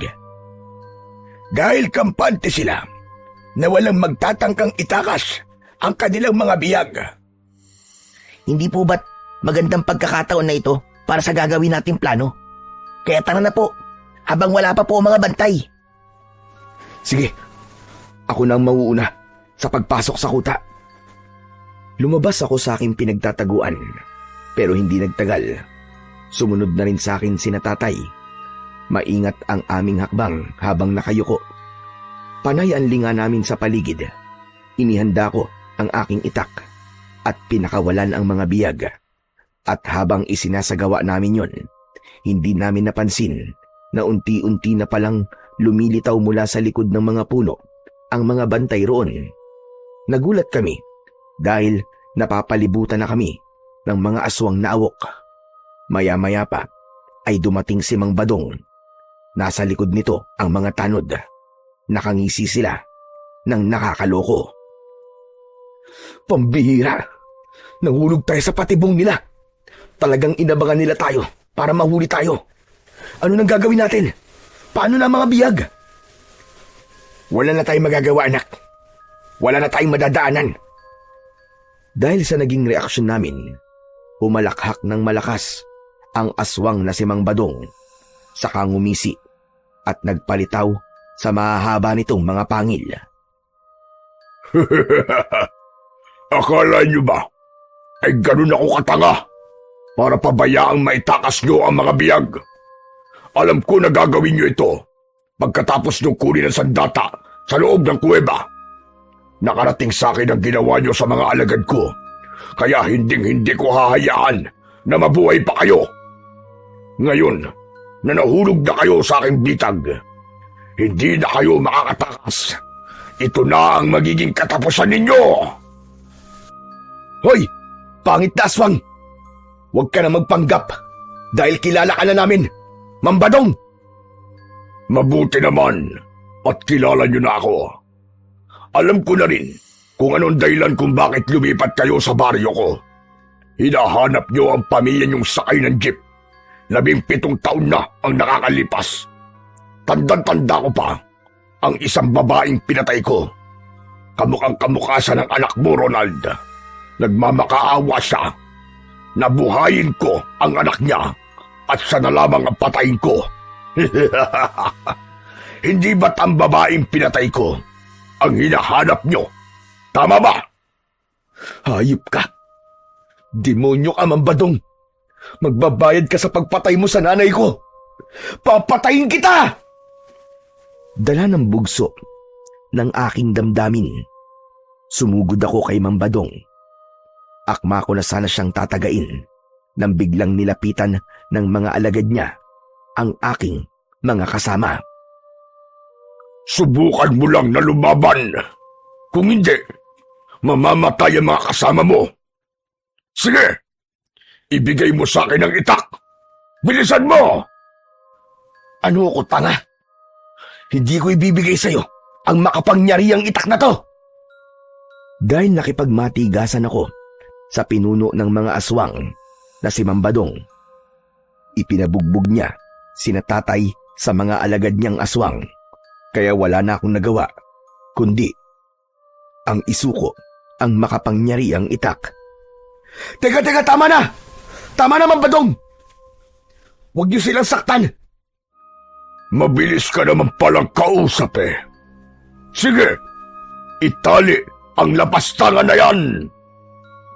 Maya-maya pa, naramdaman ko ang paghawak ng mga aswang sa tigkabilaan kong braso.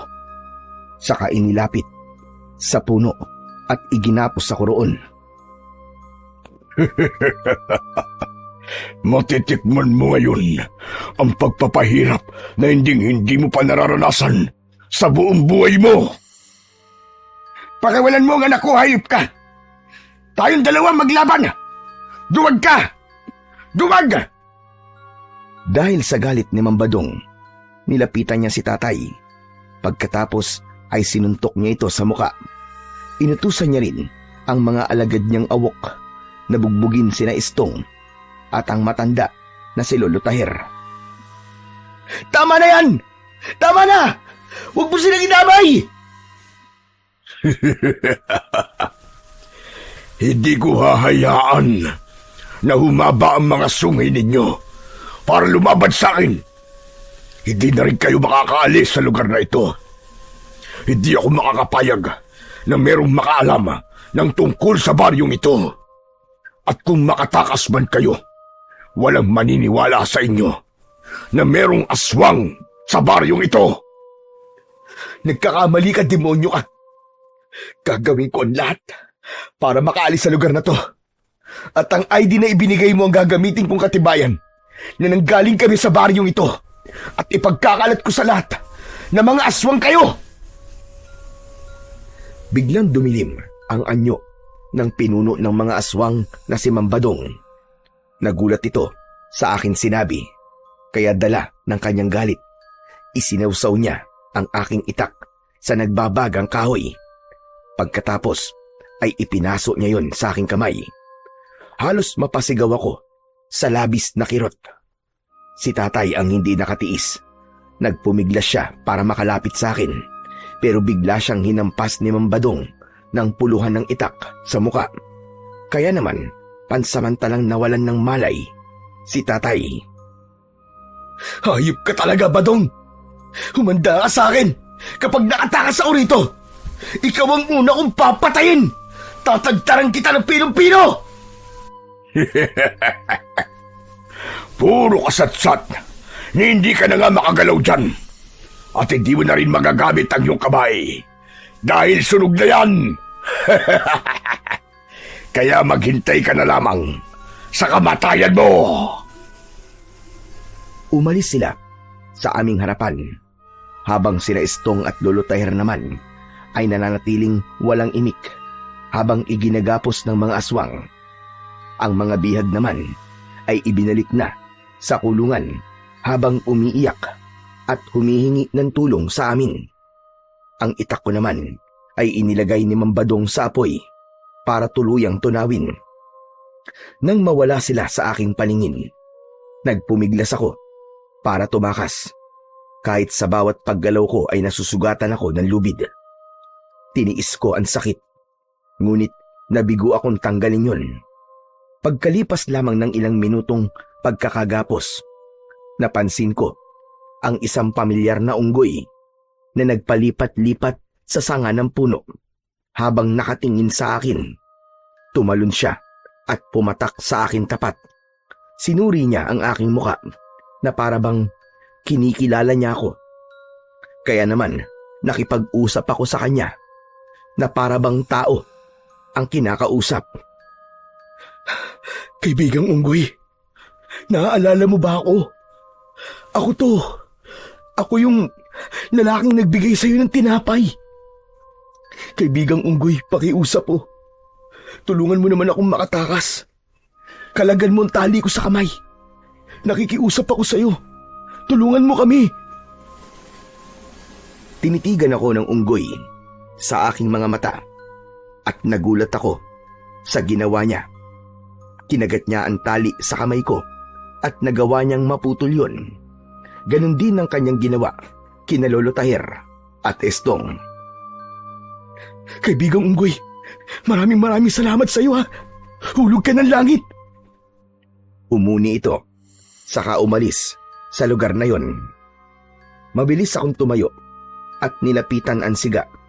Mabuti na lang at wala na yung apoy at hindi tuluyang natunaw ang itak.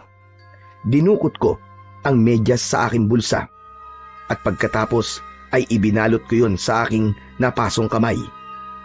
Kinuha ko ang itak at ibinaba sa lupa upang maibalik sa dating lamig ang hawakan nito. Nang kaya ko na ang init, wala na akong inaksayang oras. Agad naming pinakawalan ang mga bihag. Waldo, sige na.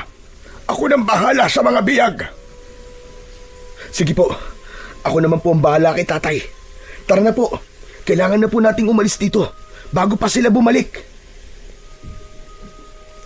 Mabilis kaming umalis sa lugar na yon. Pagdating namin sa bahay ni Lolo Tahir, ay agad niyang ginamot ang sugat ko sa may kamay, pati si tatay na nagkamalay na rin. Biglang natigilan si Lolo Tahir nang makita niya ang suot kong medyas na nakalagay sa aking kamay. Saka napatingin ito kay Estong na lumapit din sa amin.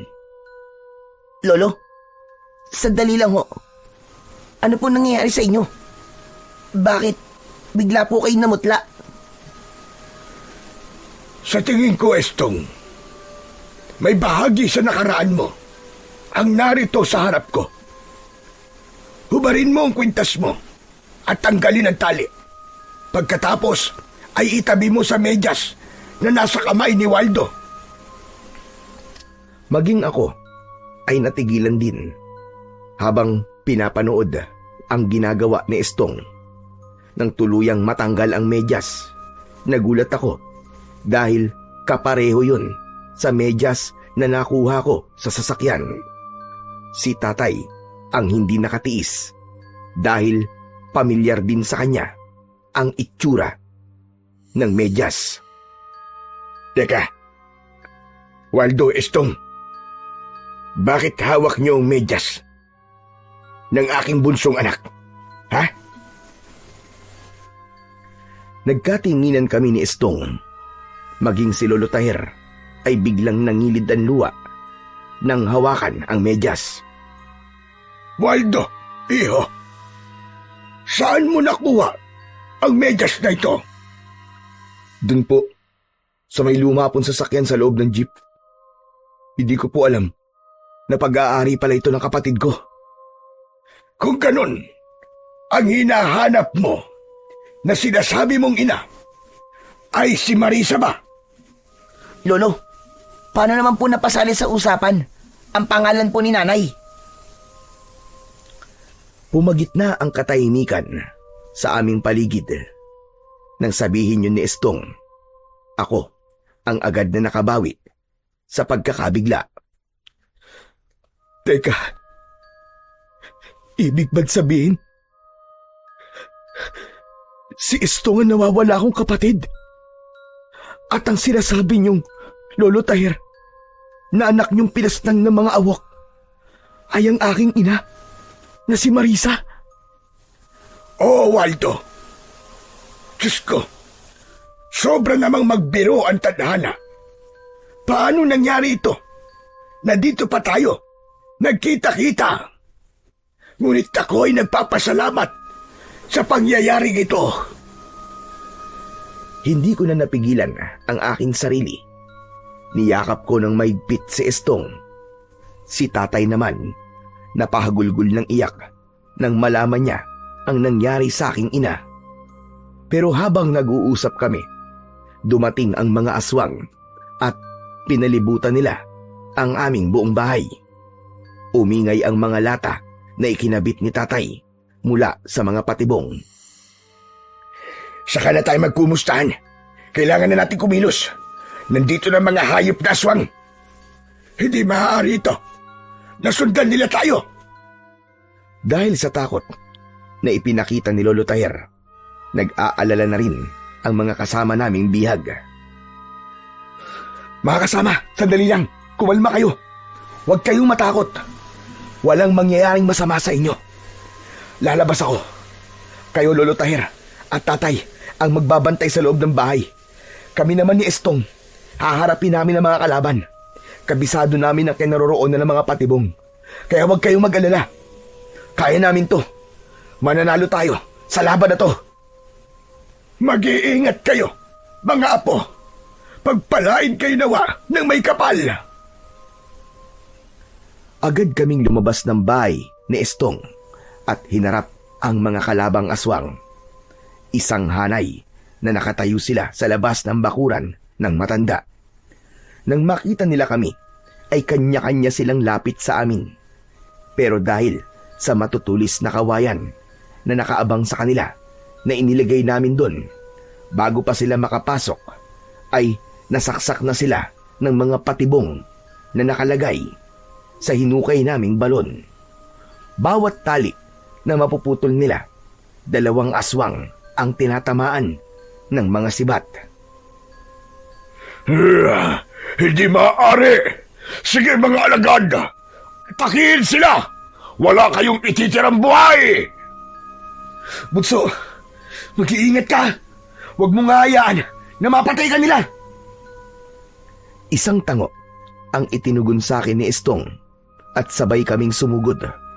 Umatake ako ng taga sa kanila, papalapit sa nakatayong pinuno nila. Lumundag ako ng mataas at tumalon din si Mambadong para salubungin ako sa ere. Tinamaan niya ako ng kalmot sa dibdib. Tinamaan ko rin naman siya ng taga sa balikat. Unti-unting umusok ang sugat niya, ngunit patuloy pa rin siyang lumaban sa akin. Sinuntok niya ako na agad ko namang naiwasan.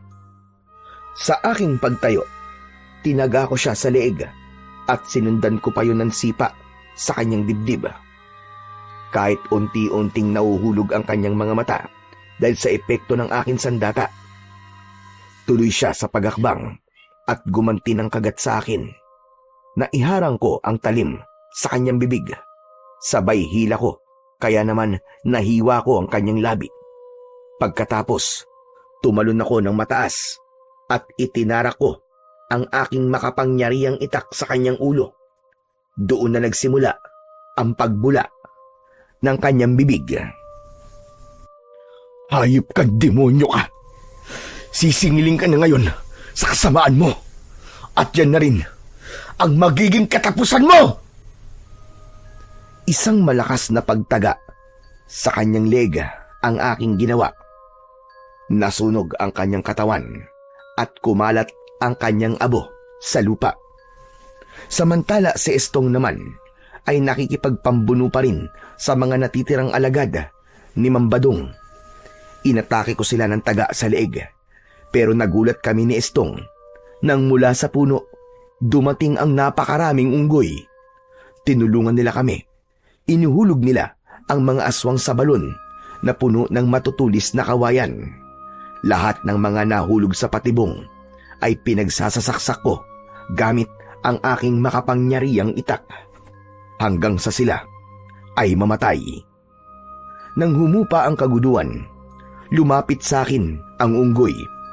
Sumampa siya sa aking balikat at niyakap niya ako ng maigpit. Naramdaman ko na para bang siya ay nagpapasalamat. Kaibigang unggoy, maraming salamat din sa tulong mo sa amin. Kundi dahil sa'yo, hindi namin to magagawa. Pagkatapos kong magpasalamat sa kanya, umalis sila sa loob ng bakuran at naglaho sa kakauyan. Hanggang sa lumapit na sa akin ang kapatid kong si Estong. Kuya, paano mo nakakausap ang mga unggoy? Hindi ko siya totoong nakakausap, Estong. Naiintindihan lamang niya kung ano ang aking sinasabi. Siguro naalala niya ang kabaitang ipinakita ko sa kanya. Maya-maya pa ay lumabas ang mga tao sa bahay ni Lolo Tahir. Lumapit sila sa akin at nagpasalamat. Saka kami nag-usap ni na Tatay at Lolo Tahir tungkol sa pagiging isang pamilya namin. Pagkatapos ng gabing yon, ay tuluyan na naming nasira ang pugad ng mga aswang. Naubos na ang kanilang lahi at hindi na kami umalis sa baryong yon. Tuluyan na kaming nanirahan sa baryo ng aming ina. Pinuno namin ng masasayang sandali ang panahon na nahiwalay kami sa isa't isa. Sa ngayon, ang medyas na nagbuklod sa aming magkapatid para mahanap ang bawat isa ay nasa pangangalaga pa rin namin, kasama ang aking makapangyarihang itak. Sa kasalukuyan, meron na po kaming sari-sariling pamilya. Masaya at tahimik na namumuhay sa baryo ng Santa Rosa na minsang sinakop ng mga aswang. Marami po akong natutunan pagkatapos ng nangyari na yon sa amin. Una, ay ang bago ka lumipat sa ibang lugar, mabuting alamin muna kung ito ba ay ligtas na tirahan. Dahil baka mapunta ka rin sa pugad ng mga aswang. Pangalawa, huwag nating sukuan ang ating pamilya hanggat hindi natin nalalaman kung bakit sila nawala sa atin. Panatilihing maging mabuting tao at sa mga hayop. Dahil baka dumating ang isang araw na sila naman ang magbibigay ng tulong sa atin. Hanggang ngayon po, Sir Blair, hindi ko nakakalimutan ang unggoy na tumulong sa amin. Sa katunayan, palagi siyang bumibisita sa amin. Hanggang sa aking mga anak, itinuturo ko sa kanila na palaging maging mabuti sa mga hayop. Hanggang dito na lamang po ang aking kwento at sana ay kinapulutan po ng aral ng ibang naliligaw ng landas. Nagpapasalamat, Waldo.